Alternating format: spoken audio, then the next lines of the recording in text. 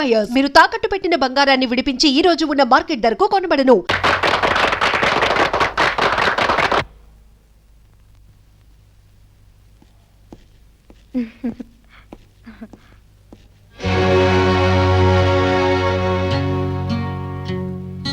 అదేమిటండి సడన్ గా అలా అయిపోయారే? తోడ పుట్టిన వాడు తప్పుదారిలో పడితే ఎవరికైనా బాధగానే ఉంటుంది కదా.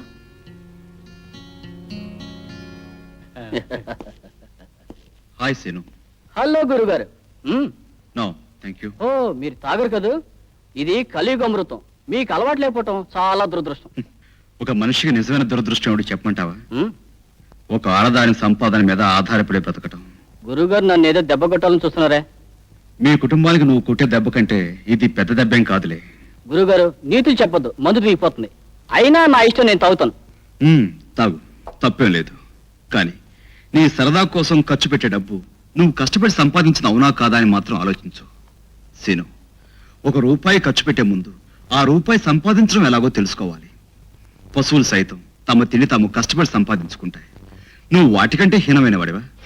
రాజా, నా మాటలకి నీకు రావాల్సింది కోపం కాదు, పంతం, పట్టుదల. సీను, మనిషి అన్నాక 10 మందికి ఉపయోగపడాలి, లేదా కనీసం తన వల్లైనా తనకు ఉపయోగం ఉండాలి. ఏదీ లేకుండా కన్నవాళ్లకు భారంగా ఈ లోకానికి వృధాగా బ్రతికే కంటే చావటం నయం. నువ్వు తాగే విస్కీ, నువ్వు తినే తిండి ఓ ఆడపిల్ల శ్రమ వలన, కష్టం వలన వచ్చినవి. నీకేమాత్రం సిగ్గు పౌరుషం ఉన్నా ఆ విస్కీ తాగవు, ఆ తిండి తినవు. వస్తా.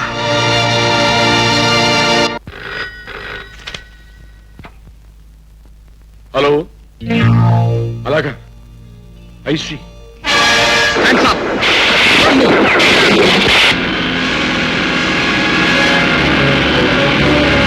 Inspector, arrest. Constables come on. Constables తీసుకురండి.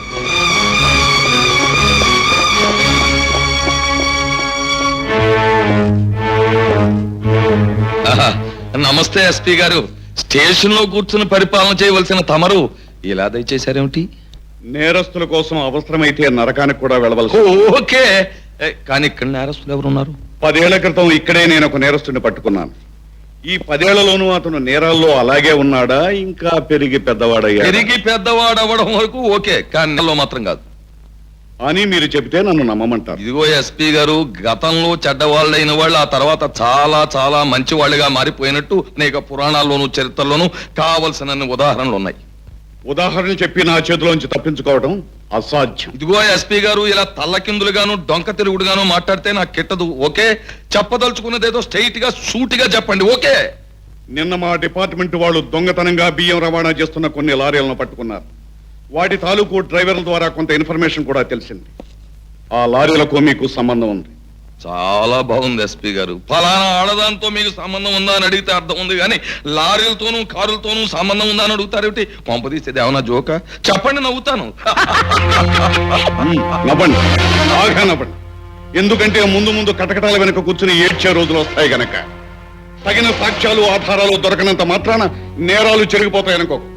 నాకు తెలుసు ఈ నగరంలో నేరాలు చేసే వాళ్ళ వెనుక ఉన్న అసలు మనుషులెవరు. పాపం 12 రోజున, కాలం తీరిన రోజున మీలాంటి వాళ్ళు పట్టుబడక తప్పదు. వస్తాను. అయ్యి బాబోయ్, అంత వార్నింగ్ ఇచ్చేటట్టు. నిన్నెవడు వినమన్నాడు రా రాస్కల్? Get out. ఏంటో బావా, నీ సరుకు కొట్టుకుపోయింది కాకుండా నీ ఇంటికి వచ్చి నీకు వార్నింగ్ ఇచ్చాడా?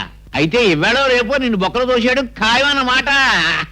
ఓకే, నేను బొక్కలోకి వెళ్ళిపోవడం నీకు ఆనందమే కదా, కానీ నేను బొక్కలోకి వెళ్ళడమే జరిగితే కనీసం గంట ముందైనా నువ్వు బొక్కలోకి వెళ్ళిపోతావు. ఓకే, అది సర్లే, వాడు పట్టుకోపోయినా నువ్వు నా పేరు చెప్పి నన్ను బొక్కలు దోయించేస్తావు. నాకు తెలియదు నీ అదో బుద్ధి.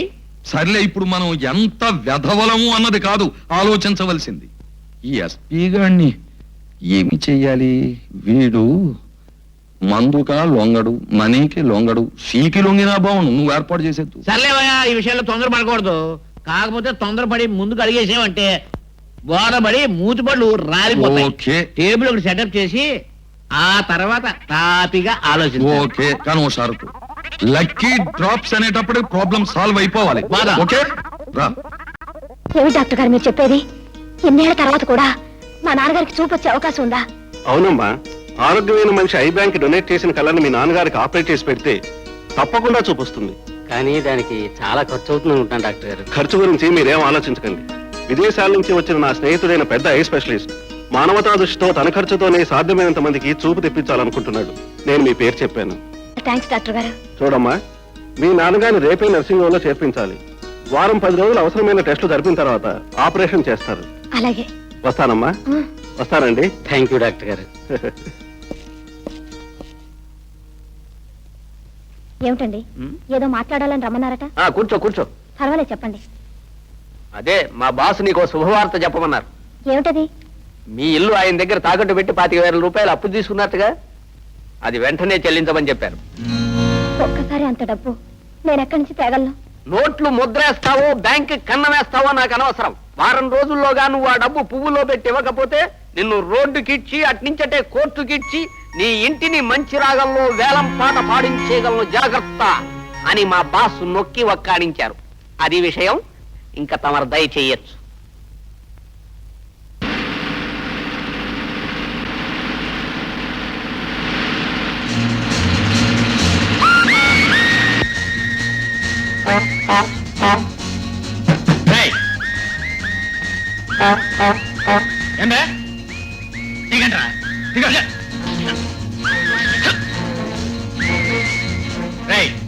ఎవడనో దారి కట్టిగా లే.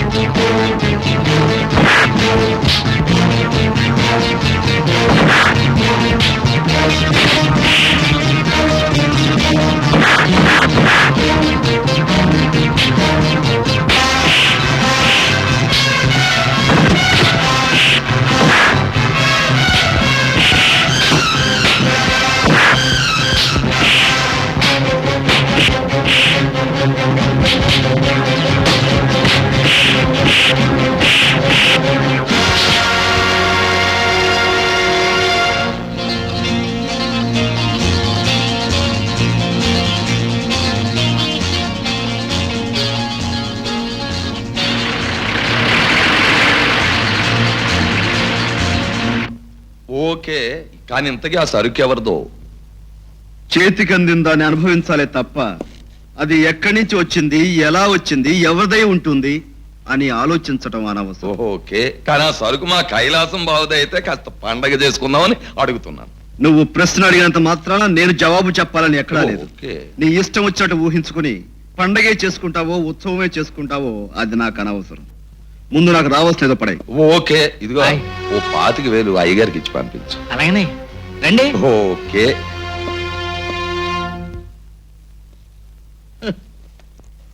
బావా, ఏంటి బావా? ఎంత పని జరిగిందో విన్నావా? ఏమైంది బావా?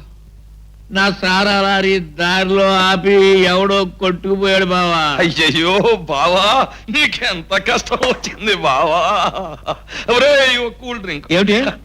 నా సారా లారీ ఎవడో కొట్టుకుపోయి నేను పక్కనే రోడ్డును పడితే నీ కూల్ డ్రింక్ సంతోషమన్నా?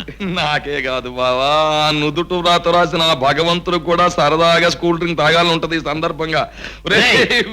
నీకేమైనా బుద్ధి ఉందా? ఏదన్నా బాధ వస్తే ఇతనితో చెప్పుకోవడం ఇతనితో గో చెప్పుకోవడం. బావా, ఆ ఊరికి ఈ ఊరంతో ఈ ఊరికి ఆ ఊరు అంతే. నాకు కష్టం వచ్చినప్పుడు ఇంకా బాగా నవ్వావు నువ్వు. ఇవే 2 కూల్ డ్రింకులు బావ తాగుతాడు.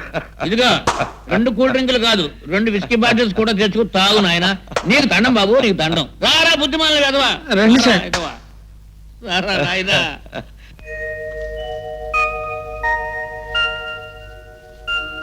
ఏమిటిది రాజా? చూడు, నీకే తెలుస్తుంది.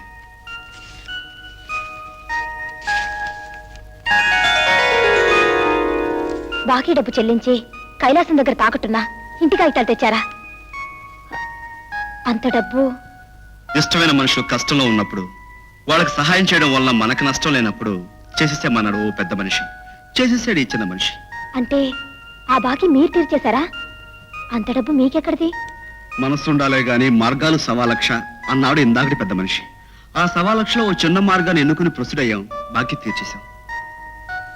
కానీ మేం మీకు ఎవరమని, ఏమవుతామని ఇంత సహాయం చేశారు? కొన్ని ప్రశ్నలకు జవాబులు మాటలతో చెప్పలేం, మనసుతో తప్ప అని అదే పెద్ద మనిషి చెప్పాడు. రాజా, ఒక మనిషిని చూడగానే కలిగిన ఇష్టం ప్రేమ అవునో కాదో చెప్పలేను, కానీ నీ మీద నాకు అలాంటి ఇష్టమే కలిగిందని చెప్పగలను. పాట కలిసి పాడినట్లే బ్రతుకుబాట్లో కూడా నీతో కలిసి నడవాలనిపించింది. ఇంతకాలం ఈ విషయం ఎలా చెప్పాలా అనుకున్నాను. ఎలాగైతే చెప్పేశాను. నేను చేసిన సహాయాన్ని కృతజ్ఞతగా నా మాట ఒప్పుకోమని అడగటం లేదు. నీకు మనస్ఫూర్తిగా ఇష్టం ఉంటేనే ఒప్పుకో. నా ఆశకు రూపం ఈ గులాబీ. ఇక నిర్ణయం నీది.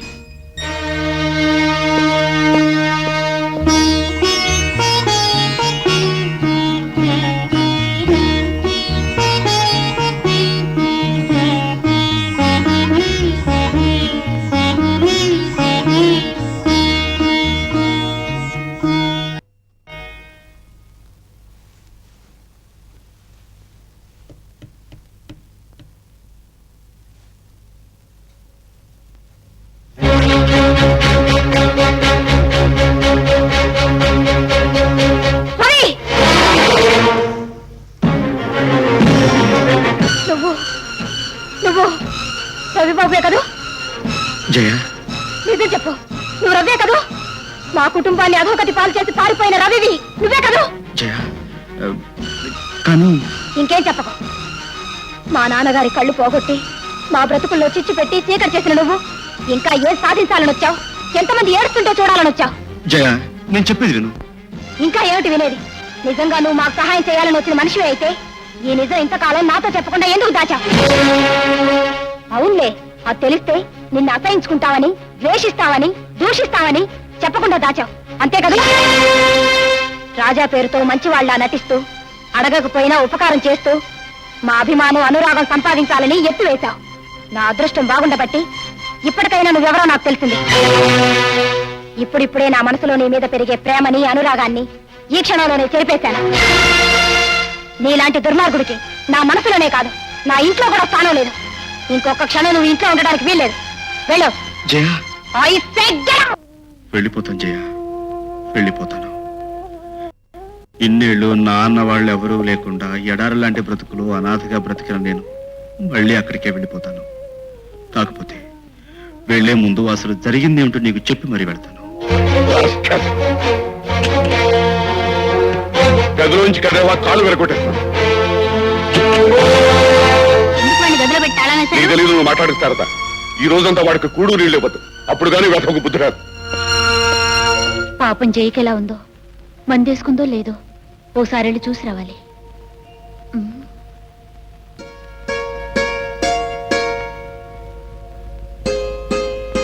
జయ, నా మీద కోపం వచ్చిందా? ప్లీజ్ జయ, నేను నిన్ను తొయ్యలేదు. జయ, నువ్వంటే నాకు చాలా ఇష్టం. చేసింది చాలేదా? మళ్ళీ ఎందుకు వచ్చావు ఇక్కడికి? ఆ చచ్చింది రోజు చూద్దామనే వెనుక నుంచి. అంకుల్, మళ్ళీ ఎవరు అడుగు పెట్టేవాడు కాళ్ళు కొడతాను. Uncle, uncle. వెళ్ళు.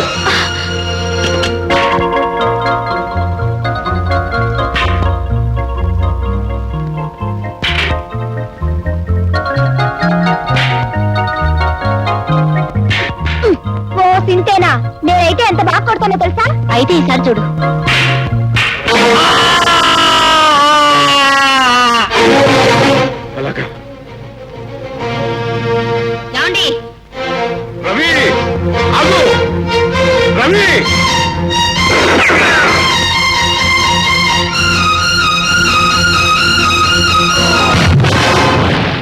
ఇప్పుడు చెప్పు జయ, నువ్వు నమ్ముతున్నట్టు నేను కావాలనే మీ కుటుంబానికి అన్యాయం చేశానంటావా? చెప్పు జయ, చెప్పు. ఇంకా నీకు నా మీద కోపం తగ్గలేదనుకుంటాను. జీవితంలో ఏ ప్రేమకు నోచుకుని మనిషిని కనీసం నాకు ఇష్టమైన నీకైనా దగ్గర అవ్వాలనుకున్నాను. ఆ అదృష్టం కూడా లేదని అర్థమవుతుంది. పూజించే దేవతే శపిస్తే భక్తుడికి ఇంకా దిక్కెవరు? వెళ్ళిపోతాను జయ, వెళ్ళిపోతాను.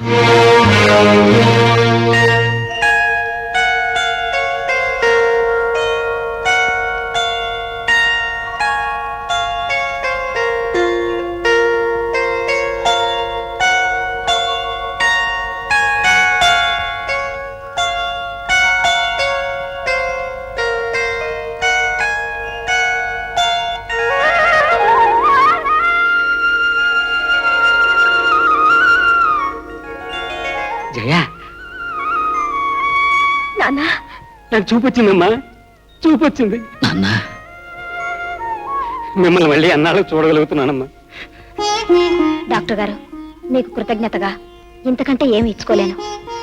అమ్మా జయ, ఆపరేషన్ సక్సెస్ఫుల్ గా జరిగింది కనుక నిజం నీకు చెప్పడంలో తప్పులేదనుకుంటాను. నిజమా? ఏమిటి డాక్టర్ గారు అది? నువ్వు కృతజ్ఞతలు చెప్పవలసింది నాకు కాదమ్మా, రాజాకి. అవునమ్మా, నీకు అబద్ధం చెప్పమని ఆపరేషన్కి అయ్యే ఖర్చంతా అతనే భరించి మీ నాన్నగారికి చూపు రావడానికి కారకుడయ్యాడు. ఏమిటి, నీకు దేవి ఫైనాన్సింగ్ కంపెనీలో ఉద్యోగం వచ్చిందా? నిజంగానే అన్నయ్య? అబద్ధం నేను చెప్పొచ్చేమో గాని నీ చేతిలో ఉన్న అపాయింట్మెంట్ ఆర్డర్ చెప్పదుగా జయ. మరి నువ్వు బిఎస్సీ పాస్ అవ్వలేదు కదా? అది 6 నెలల కిందట మాట. మొన్న సెప్టెంబర్లో నేను పరీక్షకి వెళ్ళాను. ఫస్ట్ క్లాస్ లో పాస్ అయ్యాను. అంతా ఆ దేవుడు దయ అన్నయ్య. దేవుడి దయ అయితే ఎప్పట్లాగా గాలికి తిరుగుతుండేవాడిని. ఇది నాలో ఒక మంచి మనిషి తెచ్చిన మార్పు.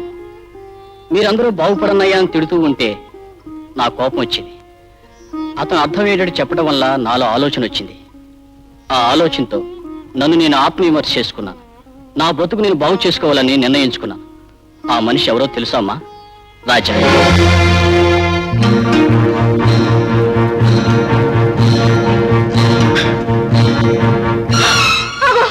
ఏమిటి నువ్వు చేస్తున్న పని రవి? ఆ పేరును గుర్తుకు తెచ్చే ఈ పుట్టుమచ్చ ఉండటానికి వీలేదు.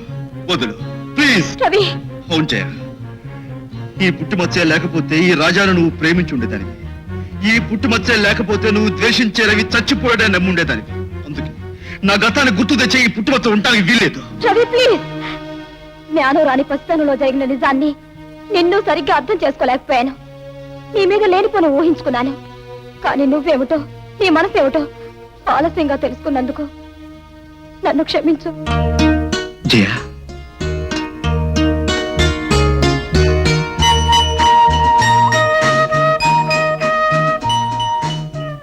నా మనసులోని ఆశకు గుర్తు ఈ గులాబీ. నువ్వు నన్ను మన్నించి నా ఆశ నెరవేర్చే మాట అయితే ఈ గులాబీ నీ చేత్తో నువ్వే నా జడలో పెట్టాలి.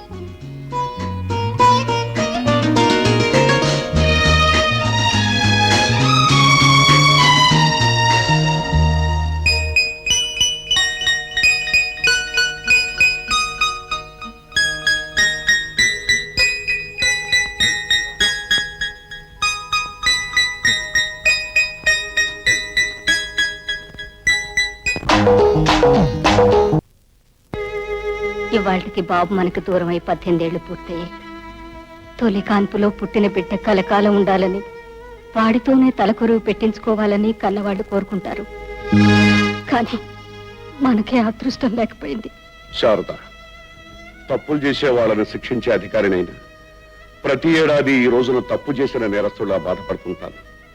నా పొరపాటుకి తొందరపాటు తోడవటం వల్లనే మనకు పెద్దాడు దూరం అయ్యాడు. మీ బిడ్డను దూరం చేస్తున్న ఆ దేవుడు తన తప్పును సరిదిద్దుకోవాలనేమో నన్ను మీ దగ్గరికి పంపించాడు. రా బాబు, నువ్వు అన్నది నిజమే కావచ్చు. మా పెదబాబు లేని లోటు తీర్చడానికి నిన్ను మా మధ్యకు పంపించాడేమో. అమ్మా, రవణ్యకి ఇష్టమని చేసిన ఈ లడ్లు, ప్రతి ఏడాది రవణ్య పేరు మీద ఎవరికో ఇచ్చే ఈ బట్టలు ఈసారి రాజన్నకి ఇవ్వమ్మా. అమ్మా, చేసే పనికి అర్థం ఉండాలి. ఎక్కడి మనిషో ఎలాంటి మనిషో తెలియని వాడిని అన్నయ్యతో పోలిస్తే సహించాం. కానీ ఇప్పుడు అన్నయ్య స్థానాన్నే ఇస్తానంటే మాత్రం నేను భరించలేను. అది కాదు బాబు, మీ అన్నయ్య దూరమైన ఈ రోజున అందరి కళ్ళకి రవిలాగా కనిపించే ఈ రాజాకి నా చేత్తో బట్టలిచ్చి మిఠాయి తినిపిస్తే నా మనసుకు తృప్తిగా ఉంటుందిరా. అమ్మా, తెల్లవాడినైన నాకంటే ఎక్కడి నుంచో వచ్చిన ఇతరే మీకు ఎక్కువైతే మీ ఇష్ట ప్రకారమే కానివ్వండి. బాబు కాకపోతే నీతి, నిజాయితీ, ప్రేమ, అభిమానం అన్నిటికీ మరో పేరైన రవణ ఇలాగైతని మీరు భావిస్తే నా మనసుకు శాంతి ఉండదు. శేఖర్, ఎన్నో ఏళ్ల క్రితం దూరం అయిపోయిన మీ అన్నయ్య మీద ఇప్పటికీ నీకింత అభిమానం, గౌరవం ఉండటం చాలా గొప్ప విషయం. నీ మనసుకు నచ్చని నాలాంటి వాడిని నీ మనసులో ఉన్న మీ అన్నయ్యతో పోలిస్తే నువ్వు ఒప్పుకోకపోవటం తప్పు కాదు. గుడ్. అమ్మా, తెగిన గాలిపటంలా ఎక్కడి నుంచో వచ్చి పడ్డ నా కోసం మీ కన్న కొడుకు మనసు బాధ పెట్టద్దు. ఎలా వచ్చానో అలాగే పోయే మనిషిని నేను. కానీ చివరి వరకు మీకు అండగా ఉంటూ మీ పేరు ప్రతిష్టలు నిలిపేది శేఖర్. అందుకే అతని మనసు బాధ పెట్టడం మంచిది కాదు. అతని మాటను మన్నించండి. వస్తానమ్మా.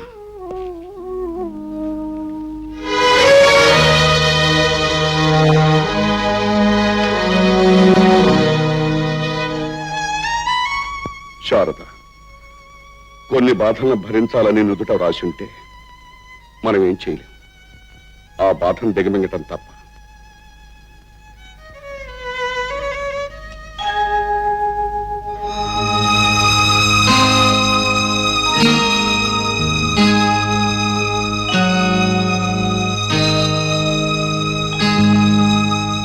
అమ్మా, బాబు ఉదయం నుంచి మనసుని ఎంత చంపుకున్నా, ఆశని ఎంత అణుచుకున్నా నీ దగ్గరకు రాకుండా ఉండలేకపోయానమ్మా. అమ్మ చేత్తో పెడితే తినే అదృష్టాన్ని ఎన్నో ఏళ్ల క్రితం పోగొట్టుకున్నా నేను మళ్ళీ పొందాలని ఇలా వచ్చానమ్మా. ఏదమ్మా, నీ చేత్తో చేసిన తీపి నాకు తినిపించు. తప్పకుండా బాబు, తప్పకుండా. పొద్దున్న వెళ్ళిన దగ్గర నుంచి నాలో నేనెంత కుమిలిపోయానో తెలుసా? కానీ చిన్నవాడి మనసు కష్టపెట్టడం ఇష్టం లేకే నోరు మూసుకూరుకున్నాను. మళ్ళీ నువ్వే వచ్చావు. చాలా సంతోషం బాబు. ఉండు బాబు, తెస్తానుండు.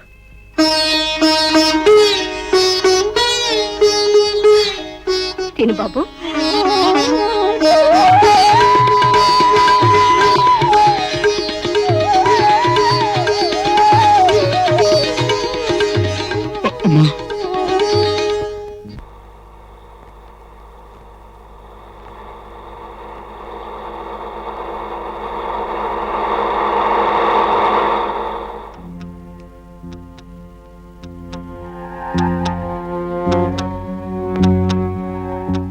ఏడు గురుగారు, పిల్లలంతా బాగున్నారా? అంతా బాగానే ఉన్నారయ్యా. ఏమిటి విశేషాలు? అన్ని మామూలే. సరేనా? సరే. చూడండి, మీరు దెబ్బలు తింటాం నాకు ఇష్టం లేదు. ఎందుకంటే అసలు నేరస్తులు మీరు కాదు కనుక. అందుకే మీరు తీసుకెళ్తున్న సరుకులు ఎవరు చెబితే మిమ్మల్ని వదిలేస్తాను. మర్యాదగా వాళ్ళెవరో చెప్పండి. మీరు చెప్పరని నాకు తెలుసు. చెప్పకపోతే నేను వదలని మీకు తెలుసు. అందుకే 24 గంటలు టైం ఇస్తున్నా. మీరు గనక చెప్పకపోయారో జీవితంలో ఎప్పుడూ అనుభవించినటువంటి చిత్రహింసలు అనుభవిస్తారు. ఓకే, వీడు గతంలో అనేక సార్లు మన వ్యాపారం మీద దాడి చేసే సరుకును పట్టుకున్నా ఫోన్లే చూద్దామని ఊరుకున్నాం. ఇప్పుడు వీడే మనంతా చూసేటట్టున్నాడు. ఓకే, నువ్వు ఎలా ఆవేశపడితే ఆయాసం తప్ప ప్రయోజనం ఏమీ లేదు. అర్జెంటుగా నువ్వు సెటప్ ఆలోచించాలి. ఏముంది, వృత్తి మీద భక్తి ఉన్న వాళ్ళ బ్రతుకులు ఇలా అర్థంతరంగా ఆరిపోవలసింది. మర్డర్ చేయడంలో స్పెషలిస్టుల్ని పిలిపించి ఈ ఎస్పీని కీర్తిశేషుణ్ణి చేయాలి. ఒరేయ్, వాడు మామూలు మనిషి కాదు, జాగ్రత్త.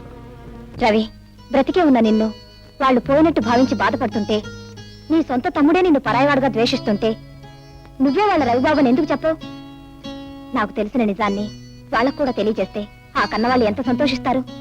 లేదు జయ, నా గురించి నిజం తెలిస్తే వాళ్ళు ఆనందించరు సరికదా, నన్ను అసహ్యించుకుంటారు. రవి, అవును జయ, ఆ రోజు ప్రవాహంలో కొట్టుకుపోయిన నేను కలకత్తాలో భూపాల్ అనే పేరు పడ్డ పెద్ద స్మగ్లర్కి దొరికాను.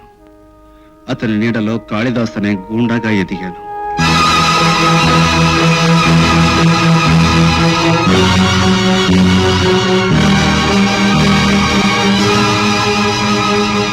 అలాంటి దారుణమైన జీవితం నుంచి, దుర్మార్గపు అడ్డదారి నుంచి బయటపడ్డాను.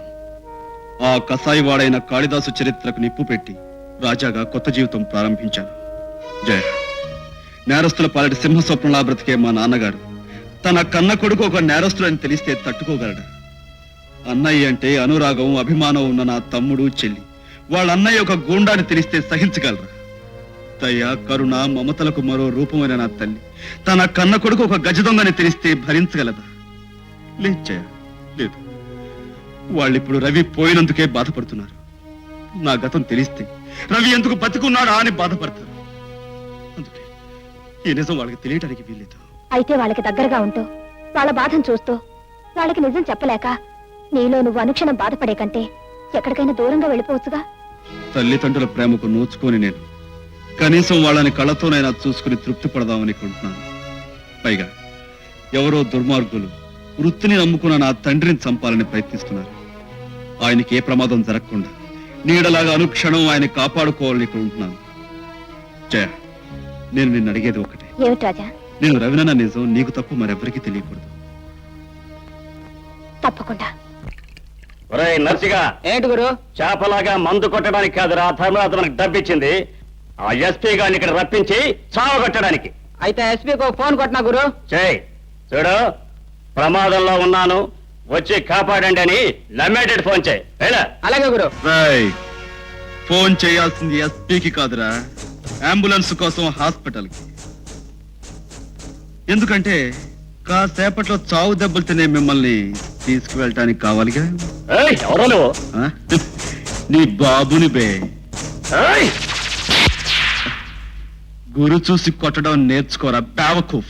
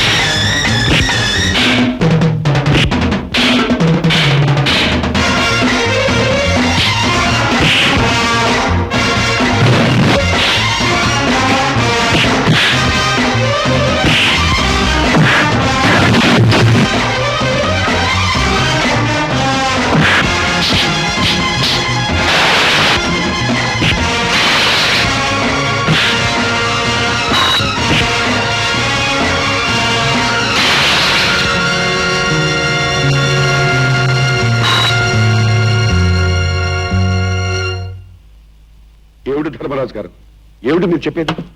ఏం చెప్పమంటారు ఎస్పీ గారు? ఈవేళ నన్ను చూడడానికి వచ్చిన బంధుమిత్రులు కొట్టాడు ఓకే, కానీ ఇలా పొరుగురు నుంచి వచ్చిన ప్రతి వాడిని కొట్టడం మీ ఊరి ఆచారమా, అలవాటా అని చెప్పేసి ఆ పొరుగురు వాళ్ళు అడుగుతూ ఉంటే నేను ఏం జవాబు చెప్పాలి? ఓకే, ఇది ఎక్కడ సెటప్ అండి? మన ధర్మరాజు గారు షష్ఠిపూర్తోత్సవం చేసుకుంటున్నారని పాపం వాళ్ళకి తెలిసి సంబరపడిపోయి వచ్చి గెస్ట్ హౌస్ లో కూర్చొని పురాణ పఠనం చేసుకుంటూ రామకోట రాసుకుంటున్నారండి. ఇంతలో రౌడీ రాజా వచ్చి డబ్బిస్తారా సస్తారా లేకపోతే రామకోట చించాలు పారేయమంటారా అని ఒకరి మీద ఒకరిని వేసి పట్ పట్ పట్ పట్ కొట్టేస్తారండి.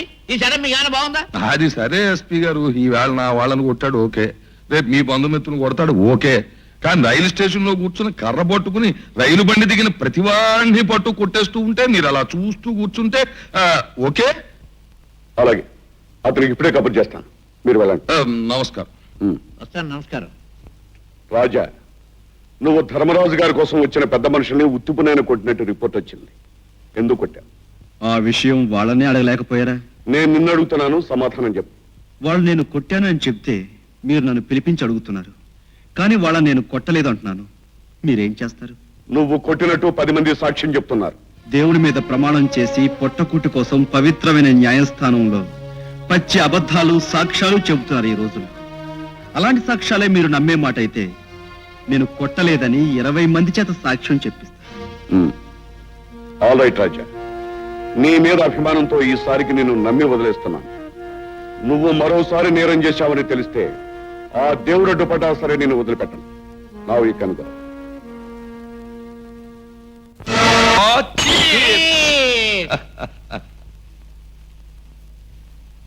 ఆ ఎస్పీ గారిని ఆ రాజా మీద ఉసుగొలిపేసి మనం తప్పేసుకున్నాం. ఏదో ఒక రోజున ఏదో ఒక మిష మీద ఆ రాజాగాడిని కొట్లో వేసేస్తాడు. కానీ ఆ రాజాగాడు అసాధ్యుడే. ఈ నాటకం నడిపించింది నువ్వేనని తెలిస్తే వాడు నీ మీద పడి నీ చెయ్యి వంచేసి నీ కాలు విరిచేసి నీ కన్ను పొడి చేసి చిచ్చి నోర్మై, ఎంతసేపు నువ్వు నువ్వు నువ్వు అని నా గురించే మాట్లాడతావే? ఇందులో నీకు భాగం ఉంది. ఒకవేళ ఆ రాజాగాడికి అలాంటి దౌర్భాగ్యపు సంకల్పమే కలిగితే ముందుగా నీ ఇంటికి వచ్చి నీ పనే పట్టేస్తాడు. అసలు పిట్ట పెర్సలాంటి కదా నీకు. అలా అని విర్రవీగిన పురాణాల్లోని ప్రతి రాక్షసుడి పని పట్టాడు ఆ దేవుడు, తెలుసా? ఇలా వచ్చేవంట రాజా? నేను ఇందాక చెప్పిన కార్యక్రమాన్ని అమలు చేయడానికి వచ్చాడు. నువ్వు నోర్మై, నువ్వు చెప్పు రాజా. స్టేషన్లో రౌడీలను అడ్డు పెట్టుకుని మీరు ఆడిన నాటకానికి అభినందనలు తెలియచేద్దామని. అంటే మాటలతోనా చేతలతోనా? నువ్వు చెప్పు రాజా. ప్రస్తుతానికి మాటలతోనే. ధర్మరాజు, ఆ రౌడీలని ఎవరు పిలిపించారో ఎందుకు పిలిపించారో నాకు తెలుసు. చూడు, ఆ ఎస్పీ గారికి మళ్ళీ ఎవరైనా ఏదైనా హాని చేయాలని ప్రయత్నించారో వాళ్ళ ప్రాణాలు తీసి శవాన్ని ముక్కలు ముక్కలుగా నరికి కుక్కలకు నక్కలకు పడేస్తాం. ప్రత్యేకించి ఆ విషయం నువ్వు తెలుసుకుంటే మంచిది. నువ్వు కూడా. ఓకే, ఏమీ లాభం లేదు. ఇమీడియట్ గా ముందు నేను హైదరాబాద్ వెళ్ళిపోయి ఎస్పీ గారి సంగతి చూసి ఆ తర్వాత వీడు ఆట కట్టించాలి. పోయి మందు. ఏమిటి ధర్మరాజు బావా, హైదరాబాద్ నుంచి వచ్చిన అర్జెంట్ గా రమ్మని నాకు ఫోన్ చేశావు? నీ మంత్రి బావ పదవి ఏమైనా పోయిందేంటి? ఎంతసేపు మా బావకు బడి ఏడుస్తావే తప్ప